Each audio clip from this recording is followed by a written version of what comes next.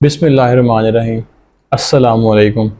उम्मीद करता हूँ आप लोग खैरियत से होंगे। आज की जो वीडियो हम बना रहे हैं और जो हमारी बनाने का मकसद है वो ये है कि बहुत से लोगों को टेस्ट की तैयारी जो वो कर लेते हैं, बहुत से लोग जो है वो टेस्ट में अपेयर होते हैं, उनके टेस्ट पास भी हो जाते हैं, टेस्ट अच्छे हो जाते हैं, लेकिन वो क्या करते हैं, इंटरव्यू पास नहीं कर पाते। ठीक है, तो अब इंटरव्यू जो है वो डिफरेंट कैडर्स के होते हैं। अब देखें, पीपीएससी का जो पेपर होता है, अब हर तरह का ना कमीशन बना हुआ है। फेडरल लेवल का कमीशन जो है एफपीएससी वो अलग है, सिंध का जो पब्लिक सर्विस कमीशन है वो अलग है, केपीके का अलग है, बलूचिस्तान का अलग है, पंजाब का जो है वो अलग है। तो आज की वीडियो में जो है वो हम स्पेसिफिकली डिस्कस करेंगे पीपीएससी को, कि अगर किसी का पीपीएससी का कोई जनरल सा एग्ज़ाम या कोई सब्जेक्ट रेलिवेंट को स्पेसिफिक एग्ज़ाम उसका पास हो गया है और उस इंटरव्यू के लिए कॉल आ जाती है कि जी आपका फ़लाँ डेट को इंटरव्यू है, तो आपने अपेयर होना है, लेटर उसे रिसीव हो जाता है। तो उसके बाद उसे क्या करना चाहिए, उसे कहाँ से तैयारी करनी चाहिए और उसे क्या कुछ करना चाहिए, ये सारी डिटेल्स जो है वो हम इस वीडियो में डिस्कस करेंगे। तो इस वीडियो को जो है वो अपने चाहने वालों के साथ ज़रूर शेयर करें और उन लोगों के साथ भी शेयर करें जो लोग पीपीएससी की तैयारी कर रहे हैं और जो लोग जो है वो बड़ा परेशान होते हैं। इस मामले में ना बहुत से लोगों को बड़ी परेशानी का सामना करना पड़ता है क्योंकि उनको गाइडलाइन नहीं मिलती। टेस्ट पास हो जाता है, इंटरव्यू के लिए क्वालिफाई करते हैं, लेकिन इंटरव्यू फेल कर जाते हैं। तो इस सिलसिले में जो है वो हम अहमद साहब से जो है वो बड़े डिटेल से क्वेश्चन पूछते हैं और वो आपको गाइड भी करते हैं इस मामले में। तो चलें आज की वीडियो जो है वो हम स्टार्ट करते हैं। तो अहमद साहब बताइएगा कि पीपीएससी के बारे में जो है वो बड़ा एक बना होता है कि जी पीपीएससी का इंटरव्यू बहुत टफ होता है और पहले तो एग्ज़ाम पास नहीं होता। बहुत से लोग 50% लोग जो है वो एग्ज़ाम में फ़ेल हो जाते हैं और जब एग्ज़ाम पास करते हैं तो वो इंटरव्यू में फ़ेल हो जाते हैं। तो ये क्या है, ऐसा क्यों होता है, और ये थोड़ा इस बारे में असल बताएंगे में जो इसकी बुनियादी वजह है, Punjab public service commission written test लेने के बाद जो इंटरव्यू कंडक्ट कर रहा होता है, उस मेजर चंक 100 मार्क्स के जो हैं वो उन्होंने अलॉट किए हुए हैं इंटरव्यू को। तो उन 100 मार्क्स को स्कोर करने के लिए उन्होंने उसी लेवल का एक पैनल डेजिग्नेट किया है जो उसे प्रॉपर आप स्टूडेंट का, कैंडिडेट का कैलिबर जो है वो एग्जामिन कर रहा होता है। प्रॉपरली उसे वो कंडक्ट करते हैं और एक सिस्टमेटिक वे के अंदर एग्रीगेट और प्लस आपके इंटरव्यू के मार्क्स, आपके रिटन के मार्क्स एग्रीगेट बनने के बाद फाइनल रिकमेंडेशन लिस्ट आती है। तो जहाँ तक आज हमारी वीडियो का ताल्लुक है, इसके अंदर हम फोकस करेंगे कि आपने अगर पीपीएससी का या जनरल किसी जॉब का इंटरव्यू देना है या वो किसी भी कमीशन के थ्रू अगर आपका इंटरव्यू है या एफपीएससी का इंटरव्यू है, तो इसके अंदर किस तरीके से तैयारी की जाए। तो जहाँ तक आपका ताल्लुक है इंटरव्यू का, तो इसके अंदर 3 फेजेस के अंदर हम इसे डिस्कस करेंगे इस वीडियो के अंदर। एक आपका प्रीलिमिनरी फेज़ है जिसे आप पर्सनैलिटी फेज़ भी कह सकते हैं। उसके बाद the most important second one is core phase और थर्ड जो है हमारा वो है कंक्लूडिंग फेज़। प्रीलिमिनरी फेज़ के अंदर आपकी पर्सनैलिटी, इंटरव्यू कॉल लेटर किस तरीके से इन्फॉर्म किया जाएगा। कोर फेज़ के अंदर पैनल की कॉम्पोजिशन क्या है, किस तरह के सवालात किए जाते हैं, किस तरीके से उसकी तैयारी की जाए, ओवरऑल जो है वहाँ पे कितना टाइम लिया जाएगा इंटरव्यू के दौरान, कितना ये प्रोसेस होगा, कितना टाइम का, और किस तरीके से रिस्पांस दिया जाए। अगर किसी सवाल का जवाब नहीं आता तो उसे किस तरह कैटर किया जाए, किस तरह हैंडल किया जाए। और उसके बाद कंक्लूडिंग फेज़ के अंदर हम कुछ टिप्स को देखेंगे, कुछ इंपॉर्टेंट पॉइंट्स को देखेंगे, डूज एंड डोंट्स को देखेंगे कि किस तरीके से हम वहाँ पे उसे हैंडल करें। ठीक हो गया, आपने बड़ा एक समराइज और कंक्लूडिव फॉर्म में जो है वो आपने एक अच्छा सा इंट्रोडक्शन इसका बता दिया है। तो इनको ज़रा डिटेल में अगर आप डिस्कस कर दें ज़्यादा अच्छा हो जाएगा। जिस तरह आपने वो फेसेस बताया कि प्रीलिमिनरी फेस है और कोर फेस है, अगर आप इनको डिटेल में थोड़ा डिस्कस कर दें हमारे व्यूअर्स के लिए तो प्लीज़। बिल्कुल, ज़रूर। अब नंबर 1 पे अगर हम प्रीलिमिनरी फेज़ को देखें, जैसा कि मैंने इसे कहा, आप इसे पर्सनैलिटी फेज़ भी कह सकते हैं। जो आपका फर्स्ट इंप्रेशन है पैनल के ऊपर, आप जब इंटरव्यू देने के लिए जा रहे हैं, तो सबसे इंपॉर्टेंट क्या चीज़ है, जब आप रूम में एंटर होते हैं तो आपका इंप्रेशन आपकी पर्सनैलिटी है।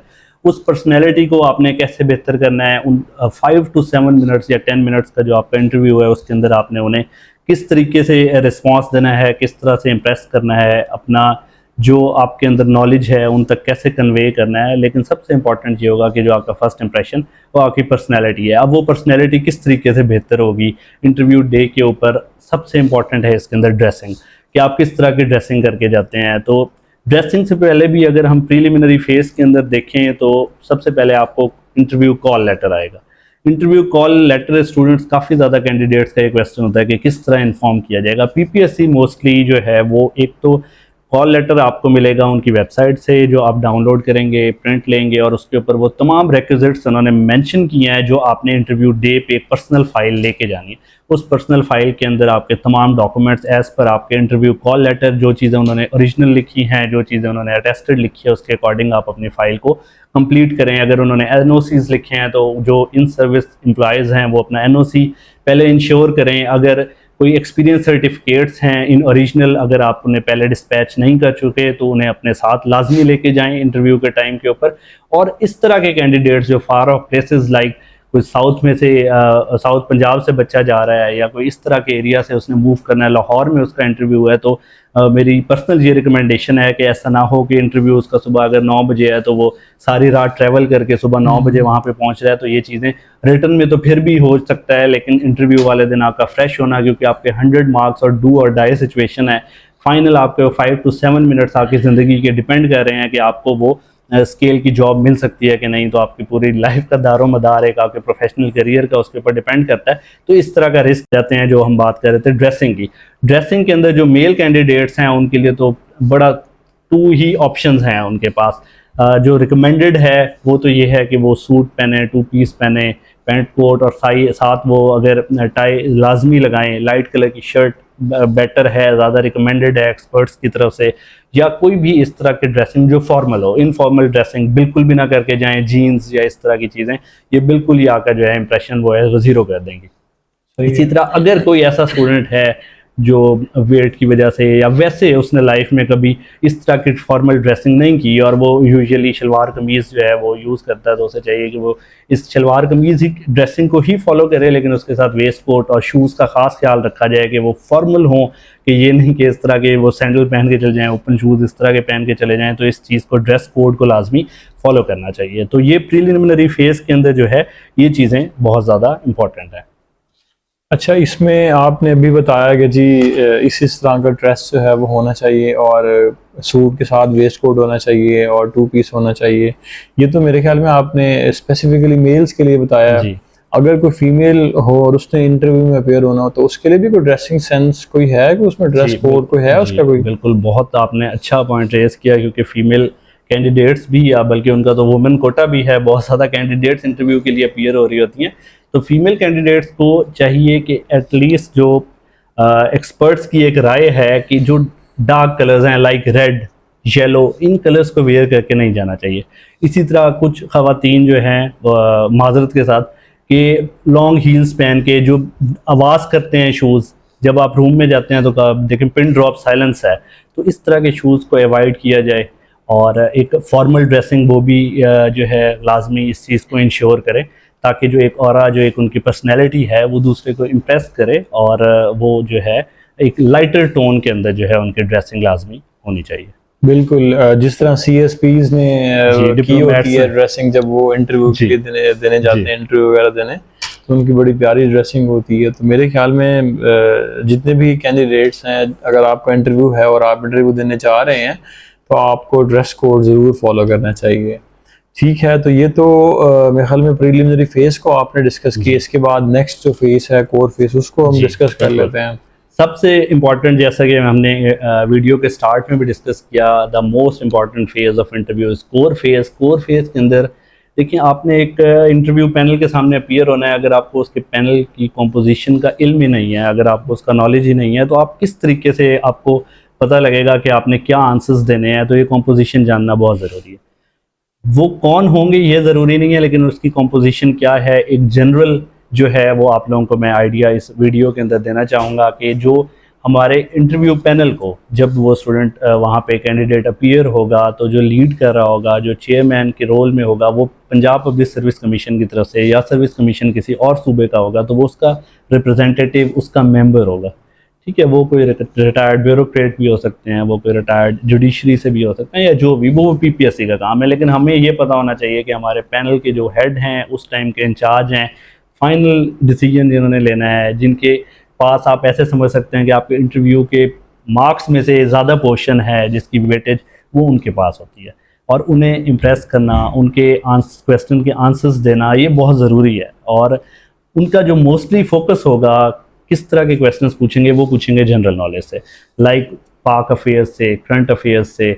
एक मैं अपना पर्सनल एक्सपीरियंस शेयर करूं तो मैं जब इंटरव्यू दे रहा था तो उन ईयर्स के अंदर 2016-17 के अंदर सी पैक का बहुत ज़्यादा हॉट टॉपिक था। सी पैक उन्होंने बहुत सारे स्टूडेंट से पूछा, इवन के लोगों को उसका एब्रीविएशन भी नहीं आता था, और स्टूडेंट्स जो हैं इस तरह के टॉपिक्स को इग्नोर करते हैं। जिन लोगों ने रिटन पेपर की तैयारी बहुत अच्छी की होती है, करंट अफेयर्स की, पाक अफेयर्स की, वो पढ़ के जा रहे होते हैं। कुछ लोग सिर्फ सब्जेक्ट पे फोकस करके समझते हैं कि उन रिटन तो वो कर जाते हैं, लेकिन जब वो इंटरव्यू के अंदर स्पेशली वो जो आपके पैनल के चेयरमैन होते हैं, वो जब इस तरह का बेसिक कोई करंट अफेयर का क्वेश्चन आप पे थ्रो करते हैं तो वो आप लोग नहीं आंसर देते, और वो बहुत ज़्यादा टर्न ऑफ पॉइंट है। वो फ़ौरन ही वो समझ जाते हैं कि इसे बेसिक नॉलेज इतना भी नहीं है कि सी पैक किस चीज़ का एब्रीवेशन है, या इस तरह की कोई भी वो बेसिक क्वेश्चन थ्रो करते हैं। या उस टाइम क्या हो रहा होता है, लाइक इस टाइम पैलेस्टीन कन्फ्लिक्ट जो है, या यूक्रेन वॉर है, या जो भी हॉट टॉपिक्स होते हैं उस टाइम के, तो ये लाजमी हर स्टूडेंट को कवर करके जाने चाहिए। नंबर 1 पे पैनल के अंदर लीडिंग रोल के अंदर वो चेयरमैन हो गए जो पीपीएससी की तरफ से एक रिप्रेजेंटेटिव होंगे। सेकंड नंबर के ऊपर आपका किसी भी सब्जेक्ट का, लाइक आपका food science and technology relevant है, केमिस्ट्री का है, बायोलॉजी का है, या कोई भी सब्जेक्ट है, मोलेकुलर बायोलॉजी है, तो उसका सब्जेक्ट स्पेशलिस्ट लाजमी, इंजीनियरिंग है या कोई भी सब्जेक्ट है तो उसका जो सब्जेक्ट स्पेशलिस्ट है वो वहाँ पे लाजमी मौजूद होगा। वो सब्जेक्ट स्पेशलिस्ट किसी भी अच्छी यूनिवर्सिटी से हो सकता है, वो डिपेंड करता है कि वो उन्होंने किसे लेटर लिखा है, किसे इनवाइट किया गया, और उस पैनल की कॉम्पोजिशन में कौन डिसाइड हुआ है। ये एंड तक नहीं पता लगता, और स्टूडेंट्स को इस चीज़ पे फोकस भी नहीं करना चाहिए। ये एक नेगेटिव एस्पेक्ट है कि हम ये कोशिश करें कि वहाँ पे कौन बैठा है। पॉजिटिव एस्पेक्ट ये है कि जनरल कॉम्पोजिशन आपको पता हो, आप उसके अकॉर्डिंग तैयारी करके जाएँ, आपकी अपनी सब्जेक्ट पे कमांड हो, आप लोग इतने कॉन्फिडेंट हो कि बेशक सब्जेक्ट स्पेशलिस्ट भी कोई क्वेश्चन पूछें तो आप उसका जवाब दे सकते हैं। नंबर 2 सब्जेक्ट स्पेशलिस्ट हो गया। नंबर 3 के ऊपर जिस डिपार्टमेंट के इंटरव्यूज़ हो रहे हैं उनकी तरफ से एक रिप्रेजेंटेटिव, नॉमिनेटेड रिप्रेजेंटेटिव लाजमी, एक सीनियर पोस्ट का बंदा लाजमी वहाँ पे मौजूद होगा। तो ये 3 जनरल कॉम्पोजिशन है। इसके अलावा अब लाइक हमने पहले इस पे वीडियो भी बनाई पाकिस्तान एग्रीकल्चर रिसर्च कमीशन का, वहाँ पे 10 to 12 मेंबर्स भी हो सकते हैं, वो डिफरेंट डिपार्टमेंट से, क्योंकि वो पैनल उन्होंने बड़ा एक ही दफ़ा करना होता है, और काफ़ी ज़्यादा डिफरेंट मेजर सब्जेक्ट से लोग आ रहे होते हैं, तो हो सकता है कि वहाँ पे 10 से 12 मेंबर्स भी हों। लेकिन पीपीएससी के अंदर जनरली हमारी, क्योंकि वीडियो पीपीएससी रेलिवेंट है, तो आप ये ज़हन में रखें कि मिनिमम 3 पर्सन्स लाजमी आप पैनल में जाके फेस करेंगे।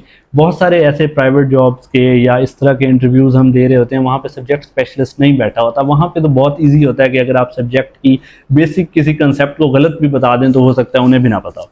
लेकिन पीपीएससी के इंटरव्यू के अंदर आप लोगों ने इस बात का ख़ास ख्याल रखना है कि जो सब्जेक्ट की बेसिक डेफिनेशन है, कोई बेसिक टर्मिनोलॉजी है, कोई कंसेप्ट है, उसके अंदर कोई बड़ा ब्लंडर नहीं मारना। इसके अंदर एक 30 सेकंड रूल है जो हम इससे आगे वीडियो में जाके वो भी डिस्कसेंगे कि 30 सेकंड रूल क्या होता है। और इसके अलावा अब हमारे पास पैनल की कॉम्पोजिशन क्लियर हो गई है। चेयरमैन किस डोमेन से रेलिवेंट सवाल पूछेगा, जो आपका सब्जेक्ट स्पेशलिस्ट है वो सब्जेक्ट रेलिवेंट, और डिपार्टमेंटल रिप्रेजेंटेटिव क्या क्वेश्चन पूछेगा, यकीनन आप लोगों के जहन में आ रहा होगा। तो आप जिस डेजिग्नेशन, जिस पोस्ट के लिए इंटरव्यू देने गए बैठे हैं, आप लोगों को बिफोर हैंड लाजमी उसे स्टडी करना चाहिए। इसकी जेडीज़ क्या है, जॉब ड्यूटीज़ क्या हैं, उन डिपार्टमेंट में काम करने वाले लोगों से डिस्कस करें, उस डिपार्टमेंट की, उस अथॉरिटी की आप वेबसाइट को विज़िट करें, देखें कि वहाँ पे हायरार्की क्या है, रिपोर्टिंग कौन होंगे, किस तरह का वहाँ पे जॉब ड्यूटीज़ क्या होंगी आपकी। तो ये चीज़ें, जॉब डिस्क्रिप्शन और उस डेजिग्नेशन से रेलिवेंट तमाम जो आपके रोल्स एंड रिस्पॉन्सिबिलिटीज़ हैं, ये कंसेप्ट आप लोगों का क्लियर होना चाहिए, और इसे लाजमी स्टडी करके आप लोगों को जाना चाहिए। इसके अलावा अगर सपोज कोई इस तरह के कैंडिडेट्स हैं जो पहले ही उस डिपार्टमेंट के अंदर किसी कम स्केल पे काम कर रहे हैं, या बेशक वो प्रमोशन के लिए या कोई भी इस तरह का आप इंटरव्यू देने जा रहे हैं, तो आपकी उस डिपार्टमेंट में क्या अचीवमेंट्स हैं, ये बहुत इंपॉर्टेंट है, ये आप लोगों को फिंगर टिप्स पे आने चाहिए। इसी तरीके से अगर वो आपसे पूछ लें कि इस डिपार्टमेंट के अंदर आपकी क्या सजेशंस हैं, कि क्या इंप्रूवमेंट्स लेके आने चाहिए, तो ये भी आप लोगों के फिंगर टिप्स पे होने चाहिए, पहले से सोची हुई हो। वहाँ पे हो सकता है कि आप एक अफेक्टिव आंसर ना बना सकें। तो और इसके बाद कोर फेज के अंदर जो ज़ीशान साहब सबसे एक और इम्पॉर्टेंट चीज़ है वो है इंट्रोडक्शन। किसी भी इंटरव्यू से पहले अगर कैंडिडेट अपना इंट्रोडक्शन प्रिपेयर नहीं करके जा रहा, तो आप पहले ही समझें कि वो 20 से 30 मार्क्स अपने स्किप करके जा रहा है। इंट्रोडक्शन प्रिपेयर आपको करना पड़ेगा। आप लोग उसे पहले लिखें, एक पेज के ऊपर पहले ही जॉट डाउन करें कि आप लोगों ने वहाँ पे जाके इंट्रोडक्शन किस सीक्वेंस में बताना है। नेम सबसे पहले जनरल जो थंब रूल है, आपने अपना नेम बताना है, किस डिस्ट्रिक्ट से आप हेल कर रहे हैं, किस डिस्ट्रिक्ट से आप ताल्लुक़ रखते हैं। और यहाँ पे ये पॉइंट बहुत इंपॉर्टेंट है कि अगर आप अपने डिस्ट्रिक्ट का नेम वहाँ पे लेते हैं तो एटलीस्ट उसकी थोड़ा सा हिस्टोरिकल बैकग्राउंड आपको पता होना चाहिए कि उस डिस्ट्रिक्ट की हिस्ट्री क्या है, क्योंकि अगर वो आप पे ये क्वेश्चन थ्रो कर देते हैं और आपको यही भी नहीं पता, जहाँ आप 25 से 30 साल अपनी ज़िंदगी के गुजार चुके हैं और उस डिस्ट्रिक्ट के बारे में आप कुछ नहीं बता पाते, तो ये बड़ी एम्बेरसिंग सिचुएशन है। तो उसे स्टडी करके जाएं। इंट्रोडक्शन के अंदर अपनी लेटेस्ट डिग्रीज़, अपना लेटेस्ट जॉब एक्सपीरियंस, इसके अंदर आप बहुत इंपॉर्टेंट चीज़ है। बहुत सारे कैंडिडेट्स को कुछ लोग मिसगाइड कर देते हैं कि आप वहाँ पे झूठा एक्सपीरियंस बोल दें। इसका कोई फ़ायदा नहीं है, क्योंकि ऐसी जॉब जो आप झूठ के बेसिस पे और इस तरह के चीज़ें बयान करके लेंगे, उसका कोई फ़ायदा नहीं है। आप ऑनेस्ट रहें, अपने आप के साथ ऑनेस्ट रहें, पैनल के साथ ऑनेस्ट रहें। जो आपका एक्सपीरियंस है, अगर इवन कोई बंदा अनएम्प्लॉयड है तो वो स्ट्रेट फॉरवर्ड उन्हें बता दे कि मैं 1 साल से 2 साल से जॉब, क्योंकि जो इस टाइम इश्यूज़ हैं वो भी समझते हैं कि जॉब्स बहुत ज़्यादा कम है। अगर वो अनएम्प्लॉयड है तो उसे अनएम्प्लॉयड बता दें। अगर एक्सपीरियंस हैं, आप किसी जॉब में इन सर्विस हैं, तो वो भी उन्हें गाइड कर दें, उन्हें बता दें आप। और अपनी जो उस जॉब के अंदर कोई नेशनल इंटरनेशनल लेवल पे अगर आपकी अचीवमेंट्स हैं तो वो भी मैं पर्सनली रिकमेंड करूँगा कि आपको इंट्रोडक्शन के अंदर लाजमी मेंशन करना चाहिए। इसके अलावा एक एजुकेशनल, बहुत सारे लोग कह देते हैं कि नहीं मेंशन करना चाहिए। मैं ये समझता हूँ कि बिल्कुल इंट्रोडक्शन में मेंशन करें। अगर आपने अपनी बीएससी ऑनर्स के अंदर, एमएससी ऑनर्स के अंदर कोई मेडल लिया है, कोई अचीवमेंट है, कोई करिकुलर एक्टिविटी, कोई नेशनल लेवल पे आपने कोई कुछ विन किया है, तो आप लाजमी उसे मेंशन करें। ये चीज़ें आपके पॉजिटिव प्लस पॉइंट्स हैं और बहुत इंपॉर्टेंट हैं, ये मेंशन करना चाहिए। जी ज़ीशान साहब। अच्छा, आपने 20 में कहा कि जी इंट्रोडक्शन जो है वो बड़ा इंपॉर्टेंट है और 20 से 30 मार्क्स आप लूज़ कर देते हैं अगर आप उसकी तैयारी सही से नहीं करके जाते। तो इसमें बहुत से लोगों को जो है वो इंग्लिश बोलने में बड़ी मुश्किल फेस करनी पड़ती है। तो इसमें आप क्या कहेंगे कि लैंग्वेज का बैरियर है, इसमें कोई रोल होता है उसका, या उसे उर्दू में इंटरव्यू देना चाहिए अगर किसी की इंग्लिश ठीक नहीं है? तो इस बारे में थोड़ा सा अगर आप बता। बहुत आपने अच्छा क्वेश्चन पूछा। मेरे ख्याल में ये तमाम कैंडिडेट्स का सबसे बड़ा इशू होता है। देखें, जैसा कि मैंने ड्रेसिंग के टाइम कहा ना, कंफर्टेबिलिटी बहुत इंपॉर्टेंट चीज़ है। एक बंदे जिसने पूरी ज़िंदगी इंग्लिश बोली ही नहीं, अगर उसे इंग्लिश बोलनी नहीं आती, वहाँ पे वो टूटी फूटी गुलाबी अंग्रेज़ी बोलने की कोशिश भी करेगा तो इससे क्या फ़ायदा है, वो कभी भी नहीं बोल पाएगा। अगर आप कंफर्टेबल हैं, आपकी स्पोकन बहुत अच्छी है। इसके अंदर भी जो एक्सपर्ट्स की राय है, जो इसके अंदर मेरी एक अदना सी राय है, वो ये है कि जब आप जाते हैं पैनल, आपसे जब वो जिस लैंग्वेज के अंदर क्वेश्चन पूछे, आप कोशिश करें, अगर उन्होंने उर्दू में पूछा आप उर्दू में जवाब दें। अगर उन्होंने इंग्लिश में पूछा, आपको इंग्लिश बोलनी आती है, आप ज़रूर इंग्लिश में बोलें, बहुत अच्छी चीज़ है ये। लेकिन अगर उन्होंने उर्दू में पूछा और आप आगे से इंग्लिश बोलते हैं, तो ये फिर आप एक्स्ट्रा एफिशिएंसी लगती है कि शायद ये इंग्लिश बोलना चाह रहा है, शो करना चाह रहा है, शो ऑफ के ज़ुमरे में आता है। जिस लैंग्वेज में वो आपका इंटरव्यू कंडक्ट करें, रिकमेंडेड ये है कि आप उसी लैंग्वेज के अंदर उन्हें आंसर दें। इवन पैनल के 3 मेंबर्स हैं, जो पैनल का मेंबर आपसे जिस लैंग्वेज में सवाल पूछे, आपको उसमें जवाब देना चाहिए। लेकिन अगर ऐसा भी मोस्टली इंटरव्यूज़ में देखा गया है, गए हैं आप, उन्होंने इंग्लिश में क्वेश्चन पूछे, आप इजी नहीं हैं, कंफर्टेबल नहीं है, आपने उर्दू में आंसर दे दिया है, तो वो इतना एक्सपर्ट और इतने एक्सपीरियंस लोग होते हैं, इतने प्रोफेशनल लोग होते हैं कि वो आपसे नेक्स्ट क्वेश्चंस, आपका इंटरव्यू कंडक्ट ही उर्दू में करेंगे। देखिए, उन्होंने वहाँ पे आपकी कोई इंग्लिश लैंग्वेज कोर्स का इंटरव्यू तो नहीं है, उन्होंने आपका कैलिबर देखना है। वो यही चाहते हैं, इंट्रोडक्शन पूछने का भी मकसद यही होता है कि ये स्टूडेंट रिलैक्स हो जाए एनवायरनमेंट के अंदर, थोड़ा अब उसे मौका दिया जाता है वो 1 से 2 मिनट का, कि ये रिलैक्स होके जो इसके इनर टैलेंट है, जो इसका कैलिबर है, जो इसकी एबिलिटीज़ हैं, वो उसे जज कर सकें। तो वो बहुत रिलैक्सिंग एनवायरनमेंट होगा। 90-80% पैनल्स ऐसे ही होते हैं। कुछ में स्ट्रिक्ट एनवायरनमेंट भी होता है, स्टूडेंट्स का फीडबैक ऐसा ही होता है कि वो जो वहाँ पे सीनियर मोस्ट मेंबर्स थे, उनकी तरफ से बड़ा स्ट्रिक्ट एनवायरनमेंट था, या क्वेश्चंस टफ उन्होंने थ्रो किए, या कई दफ़ा स्टूडेंट्स की अपनी तैयारी नहीं होती तो उन्हें लग रहा होता है कि पैनल बहुत ज़्यादा टफ जो है क्वेश्चंस पूछ रहा था। तो इस चीज़ को देखना चाहिए। एक और मैं पॉइंट ऐड करना चाहूँगा कोर फेज़ के अंदर, कि सब्जेक्ट रेलिवेंट जो भी आपसे सब्जेक्ट स्पेशलिस्ट वहाँ पे बैठे होंगे, वो क्वेश्चंस पूछते हैं आपके जवाब में से ही।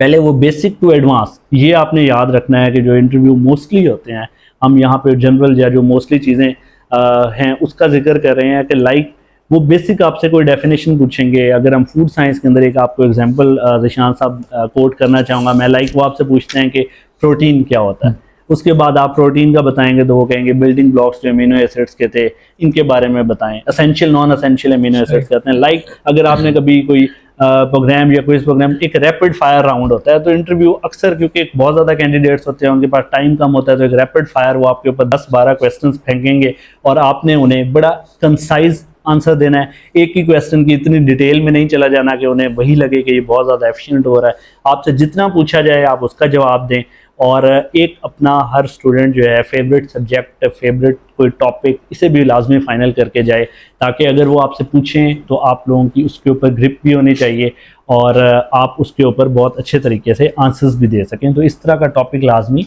तैयार करके जाना चाहिए। ये बड़ा अच्छा आपने बताया कि जो ये कंसाइज वाला आपने बताया, क्योंकि बहुत से लोग जो है वो एग्जामिनर जो है वो सवाल पूछता है आपसे एक बेसिक सा, तो बच्चे कंफ्यूज कर जाते हैं। वो समझता है कि शायद मैं एक्स्ट्रा बताऊंगा तो मुझे इसके एक्स्ट्रा मार्क्स मिल जाएंगे, लेकिन ये बात नहीं है। वो उल्टा आप एक्स्ट्रा इतना बता देते हैं कि एग्जामिनर को समझ नहीं आती कि मैंने इनसे पूछा क्या था। तो ये आपने मिस्टेक बिल्कुल भी नहीं करनी। जो जिस तरह अहमद साहब ने आपको बड़ी डिटेल में समझा दिया है और बता दिया है, इन सारे SOPs को, इन चीज़ों को अगर आप फॉलो करेंगे तो मेरा नहीं ख्याल आपका इंटरव्यू कहीं से भी रहने का चांस है। तो अहमद साहब नेक्स्ट फेज की तरफ हम जी लास्ट इस वीडियो के अंदर हम इसे अब कंक्लूड करते हैं। एक जो कंक्लूडिंग फेज है उसके अंदर कुछ 3 से 4 टिप्स हैं, ये बड़ी बेसिक हैं, क्योंकि इंटरव्यू तक आप पहुंचे हैं, सब ग्रेजुएट हैं, 16 ईयर्स एजुकेशन के बाद आप लोगों को इतनी समझ होनी चाहिए। वो जो एक छोटे बच्चों की तरह इंटरव्यू में से पैनल इंटरव्यू देने के बाद कोई कैंडिडेट निकलता है तो उससे आप सवाल पूछने लग जाए कि अंदर किस तरह के सवाल पूछे जा रहे हैं। देखिए हर बंदे का कैलिबर अपना है, हर बंदे का रिस्क लिख दिया गया है, आप किसी का रिस्क छीन नहीं सकते। आपकी अपनी तैयारी है, सबसे ज़्यादा इंपॉर्टेंट है कि आप सेल्फ कॉन्फिडेंस, आप इस तरह समझें कि अगर 3 पैनल में मेंबर्स बैठे हैं तो आप भी चौथे पैनल के ही मेंबर हैं, आपको भी उतना आता है। वो भी वही 16 ईयर्स या 18 ईयर्स एजुकेशन लेके बैठे हैं, बस उनका एक्सपीरियंस है, अल्लाह ने उन्हें उस जगह पे पहुंचाया और आप भी कल को उस जगह पे पहुंच सकते हैं। तो सबसे इंपॉर्टेंट चीज़ ये है कि आप लोगों का अपने ऊपर एक सेल्फ बिलीफ होना चाहिए। आपने इतनी तैयारी की है लास्ट 6 मंथ्स, अगर आप रिटन क्लियर कर सकते हैं, आप इंटरव्यू तक पहुंचे हैं, या रिटन के बगैर अगर आप डायरेक्ट इंटरव्यू में आए हैं तो आपका एक कैलिबर था, आपके पास डिग्री थी, आप रिटनाइज हुए हैं, आपके पास एक्सपीरियंस था, तो आप इंटरव्यू तक पहुंचे हैं। तो जब तक आपके अंदर सेल्फ बिलीफ है, अपने आप पे ट्रस्ट है, अल्लाह की ज़ात पे यकीन है, तो आप लोगों को कोई नहीं हरा सकता। किसी से पूछने की ज़रूरत नहीं है कि अंदर किस तरह के सवाल पूछे जा रहे हैं। आपको ये चाहिए कि आप दुआ करें अपने लिए, उधर बैठ के दरूद शरीफ पढ़ें, और इस तरह की कोई हरकत करने की ज़रूरत नहीं है। इसके अलावा आप जब इंटरव्यू के अंदर बैठे हैं पैनल के सामने, तो एक बहुत इंपॉर्टेंट चीज़ है कि बिल्कुल ही आपका फेस सीरियस नहीं होना चाहिए, लाइक उन्हें लगे ये कंफ्यूज्ड है या शायद कोई बहुत गुस्से में बैठा है। एक स्लाइड से स्माइल जैसे अब हम लोगों के चेहरे पे है, ऐसा भी ना लगे कि हम नॉन सीरियस हैं, लेकिन एक स्माइलिंग फेस और एक ग्रीटिंग्स के साथ एक अच्छा जो है ना चेहरा आपका उनके सामने हो, और बड़े एक लाइट टोन के अंदर, ताकि एक अच्छा इंप्रेशन पड़े कि ये एक अच्छी पर्सनैलिटी का मालिक है और ये आगे जाके इस प्रेशर को सस्टेन कर सकता है। अगर आप डर के बैठेंगे, वहाँ पे प्रेशर लेके बैठेंगे और ये समझेंगे कि मैं सीरियस कैंडिडेट लगूंगा, तो ऐसा नहीं। आप नॉर्मल रूटीन में एक स्माइलिंग फेस के साथ वहाँ पे बैठें, ठीक है, और अपने ऊपर बिलीफ रखें कि ये जॉब आपके लिए है और ये आपको ही मिलेगी। जब तक आपके अंदर ये बिलीफ नहीं होगा तब तक आप दुनिया के किसी इम्तिहान में कामयाब नहीं हो सकते। तो सेल्फ बिलीविंग फेस के साथ वहाँ पे बैठें, ठीक है, और अपने ऊपर बिलीफ रखें कि ये जॉब आपके लिए है और ये आपको ही मिलेगी। जब तक आपके अंदर ये बिलीफ नहीं होगा तब तक आप दुनिया के किसी इम्तिहान में कामयाब नहीं हो सकते। तो सेल्फ बिलीफ, ट्रस्ट और सेल्फ कॉन्फिडेंस, ये जो है टेक होम मैसेज है मेरी तरफ से आप लोग के लिए। मेरी दुआ भी है कि जो भी इस वीडियो को सुन रहा है और वो इंटरव्यू में अपीयर हो, तो वो इन चीज़ों को फॉलो करे, इन जो चीज़ें डिस्कस हुई हैं। मज़ीद अगर आपके इंटरव्यू प्रिपरेशन से रिलेटेड कोई भी क्वेश्चंस हैं तो आप लोग वो कमेंट्स के अंदर मेंशन कर सकते हैं। तो इसमें ना आपने ऊपर एक चीज़ डिस्कस की थी 30 सेकंड रूल, आपने उसके बारे में, अगर उसके बारे में थोड़ा सा बता दें वो क्या चीज़ है। बहुत आपने अच्छा याद दिलाया, क्योंकि मेरे से भी ये स्किप हो गया था। 30 सेकंड रूल ये है कि देखिए ज़ीशान साहब, जब आप किसी भी जगह पे अगर आपसे कोई क्वेश्चन पूछने हैं, उन्होंने 10 से 15 या 20 क्वेश्चन वहाँ पे पूछे जाने हैं, तो ये लाजमी नहीं है कि आपको हर क्वेश्चन का आंसर, आप 20 में से 20 क्वेश्चन के आंसर दे सकते हैं। लाइक अब जब रिटन पेपर देते हैं तो उसके अंदर भी हम स्किप कर रहे होते हैं, कुछ क्वेश्चन हमें नहीं आते, कोई इतना अफलातून नहीं है कि वो 100% आंसर्स दे सकता है। तो 30 सेकंड रूल ये है कि अगर आपके ऊपर क्वेश्चन पैनल ने थ्रो किया कोई भी क्वेश्चन ऐसा जो आप उसका जवाब आपको नहीं आ रहा, तो एटलीस्ट 30 सेकंड्स आप लें। आप ये भी कह सकते हैं, एक ट्रिक ये भी है कि आप कह सकते हैं कि काइंडली रिपीट कर दें क्वेश्चन, ताकि उतनी देर में आपका माइंड प्रोसेस कर ले कि मैंने क्या आंसर देना है। लेकिन अगर इस 30 सेकंड्स के अंदर भी आपको सही आंसर आपका जहन प्रोसेस नहीं कर सका, तो आप सिंपल सॉरी कर दें, ठीक है, और एडमिट कर लें कि आपको वो नहीं आता। कि इसके बरक्स कुछ स्टूडेंट्स जो हैं, प्रोटीन पूछा जाएगा तो उसका आंसर फैट दे रहे होंगे, तो इसका कोई फ़ायदा नहीं है, इसका पैनल कहानीबाजी है। ये इस तरीके से ये इंप्रेशन बिल्कुल पॉजिटिव नहीं है। पैनल को सब पता होता है, आप ये नहीं कर सकते कि आप ये समझें कि आप उन्हें चक्कर दे जाएंगे। तो जो चीज़ आपको आती है उसका आंसर कॉन्फिडेंस के साथ दें, जिसका नहीं आता 30 सेकंड्स लें और आप सॉरी के साथ नेक्स्ट क्वेश्चन की तरफ चल जाएं। और वो इतना ज़्यादा प्रोफेशनल वहाँ पे एनवायरनमेंट होता है, जैसे ही आप सॉरी कहेंगे वो आपको फील भी नहीं होने देंगे कि आपको ये क्वेश्चन क्यों नहीं आया। ये कोई यूनिवर्सिटी का वाइवा नहीं हो रहा, ये इंटरव्यू, आप एक प्रॉपर कमीशन के सामने बैठे हैं, तो वो नेक्स्ट क्वेश्चन की तरफ मूव कर जाएंगे। ठीक हो गया, आपने जो है वो बड़ा अच्छे से गाइड कर दिया। तो मेरा नहीं ख्याल अब इसके अलावा इसके बाद कोई चीज़ रह गई होगी या कोई चीज़ मिस हो गई होगी। इसके बाद फिर भी कोई चीज़ अगर मिस हो गई है तो आप जो है वो कमेंट सेक्शन में पूछें, हमें हमसे पूछें, हम जो है वो आपकी जितने भी क्वेश्चन हैं सबका रिप्लाई करेंगे। इसमें आपको सब कुछ अहमद साहब ने बता दिया हुआ है, मेरे तो आप बोलने की ज़रूरत नहीं है, लेकिन मैं फिर भी इसमें थोड़ी सी अपनी एडिशन करूँगा कि इंटरव्यू जो होता है ना, इंटरव्यू किसी भी किस्म का, पीपीएससी का नहीं, कोई भी आपका इंटरव्यू है, वो प्राइवेट फर्म के लिए, किसी भी जगह पे आपका इंटरव्यू है, तो वो ये चीज़ है कि देखें आप अपने आप को प्रेजेंट कर रहे होते हैं कि आप इस पोस्ट के लिए कितने एलिजिबल हैं। तो ये अब आप पे डिपेंड करता है कि आप कितना अच्छा अपने आप को प्रेजेंट करते हैं। इसमें अब आपने डिसाइड करना है, क्योंकि ऐसा होता है कि बाज़ बच्चे बहुत उनका नॉलेज बहुत ज़्यादा होता है, उनकी तैयारी बहुत अच्छी होती है, इंटरव्यू हॉल में जाके वो अपने आप को प्रेजेंट नहीं कर पाते, वो एक्सप्रेस नहीं कर पाते कि जी इसका आंसर ये होगा, वो उनके पास वर्ड्स नहीं होते। तो ये गलती आपने नहीं करनी, मतलब अपने आप को आपने अच्छा प्रेजेंट करना है। जो कैपेबिलिटीज़ आप में हैं आपने उनको लाजमी हाईलाइट करना है कि जी मैं ये भी कर सकता हूँ, मैं ये भी कर सकता हूँ। ये पॉजिटिव चीज़ें होती हैं, ये इसका कोई नेगेटिव इम्पैक्ट नहीं आएगा आपके इंटरव्यू पे, ये उल्टा पॉजिटिव चीज़ें होती हैं। और आपने कॉन्फिडेंट रहना है, सेल्फ कॉन्फिडेंस, सेल्फ बिलीफ सबसे इम्पॉर्टेंट चीज़ है। जब तक ये आप में नहीं होगा तो मेरा नहीं ख्याल कि आप इंटरव्यू में अच्छा परफॉर्म कर सकेंगे। तो हमारी तरफ से जो है वो टेक होम मैसेज भी यही है कि जी आप जो है वो अपना सेल्फ बिलीफ और सेल्फ कॉन्फिडेंस जो है वो आपने लूज़ नहीं करना, ठीक है। इसके अलावा अगर आपको कोई क्वेश्चन हो, कोई क्वेरी हो, तो आपने कमेंट सेक्शन में पूछ सकते हैं, आप हमें ईमेल करके पूछ सकते हैं, आप किसी और फोरम पे, हमारा फेसबुक पेज है, इंस्टा का पेज है, आप कहीं से भी पूछ सकते हैं, हम आपको जो है वो आपके सवालों का जवाब देंगे। आज की वीडियो के लिए जो है वो हमें इजाज़त दें। आपका बहुत बहुत शुक्रिया, दुआओं में याद रखें। अल्लाह हाफ़िज़।